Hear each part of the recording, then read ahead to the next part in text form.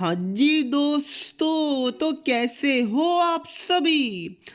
प्यारे बच्चों, जैसा कि सीबीएसई के प्यारे प्यारे बोर्ड वाले बच्चे हैं वो बेसब्री से अपने रिजल्ट का तो वेट कर रहे हैं कि सर हमारा रिजल्ट किस डेट को आएगा। बट उसके साथ साथ काफ़ी सारे बच्चों का कुछ सब्जेक्ट का एग्ज़ाम खराब भी चला गया है, जिनके कारण उनको डर है कि सर कहीं मैं फेल तो नहीं कर जाऊंगा या नहीं कर जाऊंगी, क्योंकि अगर बोर्ड में फेल हुए तो आपको पता है काफ़ी ज़्यादा प्रॉब्लम हो जाता है।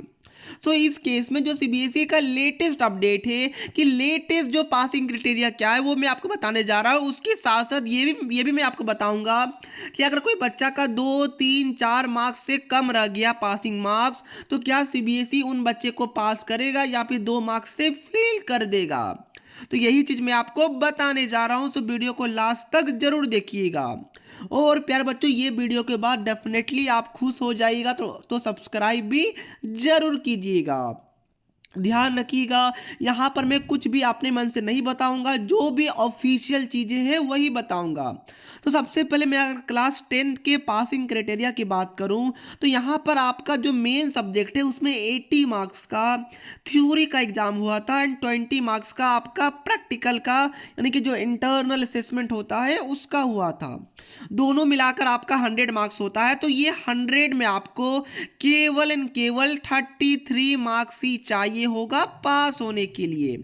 फॉर एग्जाम्पल, अगर आपको 20 में इंटरनल में सपोज कि आपको 18 मार्क्स मिला हुआ है, तो आपको आउट ऑफ 80 ओनली अगर आप 15 मार्क्स भी लेके आ जाइएगा तो भी आप पास हो जाइएगा, क्योंकि आपको कंबाइन 33 मार्क्स चाहिए होता है। और अगर मैं आपको एक रियलिटी बताऊं तो इंटरनल में आप कितने भी बिलो एवरेज बच्चे क्यों ना हो, बहुत कमजोर हो पढ़ाई में, तो भी मिनिमम 99% स्कूल्स के अंदर मिनिमम 18 मार्क्स तो सबको दिया ही दिया जाता है आउट ऑफ 20। ये चीज़ को दिमाग में आप लोग रखिएगा। कुछ एक्सेप्शनल स्कूल होते हैं, उनकी बात मैं नहीं करूँगा। तो ये तो था क्लास 10th वाले बच्चों का। अब मैं बात करता हूँ क्लास 12th वाले बच्चों का। तो ध्यान रखिएगा, क्लास 12th में आपको क्या होता है कि प्रैक्टिकल में आपको अलग से पास होना है, जो कि प्रैक्टिकल 20 या फिर 30 मार्क्स का होता है अलग अलग सब्जेक्ट्स के अंदर। तो उसमें तो 100% बच्चे पास होते हैं, इवन बहुत अच्छा मार्क्स मिलता है, तो उसमें तो आपका टेंशन लेना ही नहीं है। बट जो 70 मार्क्स का पेपर होता है उसमें एनी हाउ आपको 23 मार्क्स चाहिए अलग से पास होने के लिए। एंड जो 80 मार्क्स का पेपर होता है उसमें एनी हाउ आपको 26 मार्क्स चाहिए पास होने के लिए। अब डेफिनेटली बच्चे बोलेंगे कि सर क्लास 12th वाले बच्चों के साथ पार्शलिटी क्यों होता है। प्यारे बच्चों, रीजन भी है क्योंकि क्लास 10th वाले बच्चे पहली बार बोर्ड एग्जाम देते हैं, तो डेफिनेटली वो थोड़े से डरे हुए रहते हैं। और सीबीएसई या फिर कोई भी बोर्ड इवन ये चाहता भी नहीं है कि बच्चे क्लास 10th के अंदर ही फेल कर जाए, क्योंकि बच्चे बहुत ज़्यादा मेच्योर नहीं होते हैं, मैं नहीं बोल रहा हूँ, बट डेफिनेटली क्लास 10th के अंदर फेल हो जाना ये बहुत ख़राब चीज़ होता है। इसलिए सीबीएसई क्लास 10th वाले बच्चों के साथ ये वाला पासिंग क्राइटेरिया बहुत सालों से कंटिन्यू करते हुए आ रहा है। तो एक यही रीजन है जिसके कारण क्लास 10 का पासिंग परसेंटेज थोड़ा सा हाई हो जाता है क्लास 12 के कंपेयर में। बट अब मैं आपको बात करता हूं कि सर अगर मान के चलिए कि मैं क्लास 10 के अंदर हूं और मेरा आउट ऑफ 100 अगर 29 ही आया, ऐसा मान के चलिए, या फिर अगर बच्चे ऐसे भी बोलेंगे कि सर मैं क्लास 12 के अंदर हूं और मेरा 70 मार्क्स का पेपर था, उसमें मेरा मान के चलिए कि 19 ही आया हुआ है, या फिर 80 मार्क्स का पेपर था मेरा 22 ही आया हुआ है, तो इस केस में क्या सीबीएसई मेरे को फेल कर देगा या फिर मैं पास हो सकता हूं या हो सकती हूं। तो प्यारे बच्चों, मैं जो ऑफिशियल बातें हैं जो हर साल हो रहा है वही मैं आपको बता देता हूं क्लियर वर्ड्स में, कि अगर कोई भी बच्चा क्लास 10 के अंदर है और अगर वो अप टू 4 मार्क्स से फेल हो रहा है, तो सीबीएसई 100% उन सभी बच्चे को पास करेगा। ये हर साल सीबीएसई का रूल होता है कि कोई भी बच्चे का 29 या फिर उससे ज़्यादा आए तो 110% बच्चे को बोनस मार्क्स देकर, ग्रेस मार्क्स देकर पास किया ही किया जाएगा। ये चीज़ को दिमाग में आप लोग रखिएगा।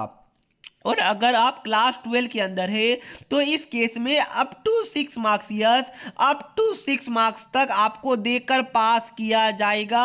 बट ध्यान रखिएगा इंग्लिश के अंदर ये वाला रूल लागू नहीं होता है।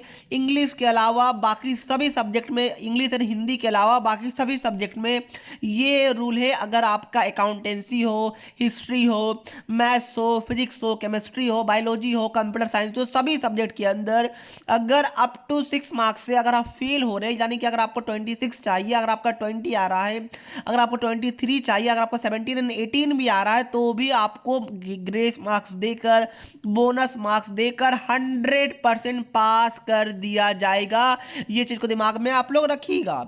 आप कभी भी सीबीएसई में कोई भी बच्चा 4-5 मार्क्स से फेल नहीं होता है, बट डेफिनेटली बहुत सारे बच्चे ऐसे होंगे कि जो मुझे एक रिजल्ट दिखा देंगे कि सर देखिए पिछली बार तो सीबीएसई ने एक बच्चे का 19 मार्क्स दिया हुआ है आउट ऑफ 70, 4 मार्क्स और दे देता तो बच्चा तो पास हो जाता। नहीं प्यारे बच्चों, ये गलत चीज है।